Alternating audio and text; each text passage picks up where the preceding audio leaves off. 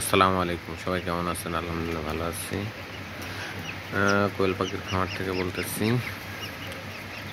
হাসান। যাদের কোয়েল পাখির খামার রয়েছে, ছোট পরিসরে শুরু করতে চাচ্ছেন, শুরু করলে কি কি সমস্যা হয়, কি কি সমস্যার সম্মুখীন হওয়া লাগে, বাস্তবিতা সেটা জানাচ্ছি। বাস্তব থেকে আমি যে সমস্যার মধ্যে বর্তমানে পড়েছি সেটা হচ্ছে একটা পাখি আর একটা পাখিকে ঠুকরি করে। এই ঠুকানোর কারণে দেখা যাচ্ছে যে শরীরে ঘা হয়ে গেছে। হ্যাঁ, দেখেন, ভালো করে দেখানোর চেষ্টা করতেছি। এটা একটা পাখি আর একটাকে ঠুকাইছে। তো এই ঠুকরির বিষয়টা সমাধানের জন্য আমি অনেক ঘাটাঘাটি করলাম, অনেক চিন্তা ভাবনা, অনেকজনের সাথে পরামর্শ করলাম। তো এই ঠুকরির বিষয়টা বন্ধ করার জন্য একটা সহজ উপায় রয়েছে। সেটা হচ্ছে পানির সাথে সামান্য পরিমাণ মতো একটু লবণ মিশিয়ে খাওয়ালে এই সমস্যার সমাধান হবে ইনশাল্লাহ।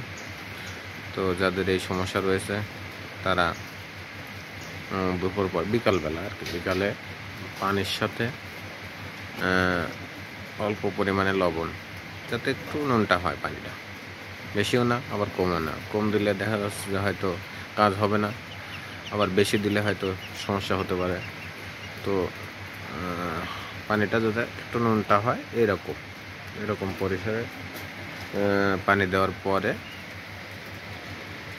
দুপুরবেলা বিকালবেলা পানিটা খাইতে দিলে ইনশাআল্লাহ এই সমস্যার সমাধান হবে।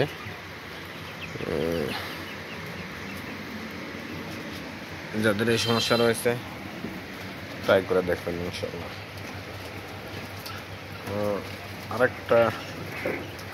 আরেকটা বিষয় আছে, সেটা হচ্ছে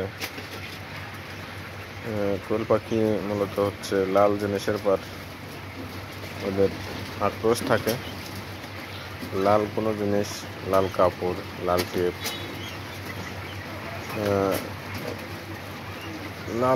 লাল রঙের যে কোনো জিনিস হচ্ছে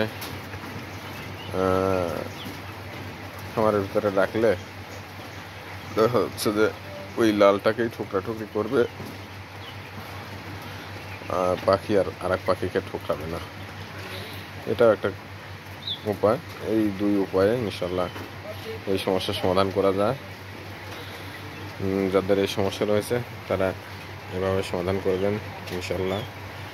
সবাই ভালো থাকবেন। আল্লাহ হাফিজ।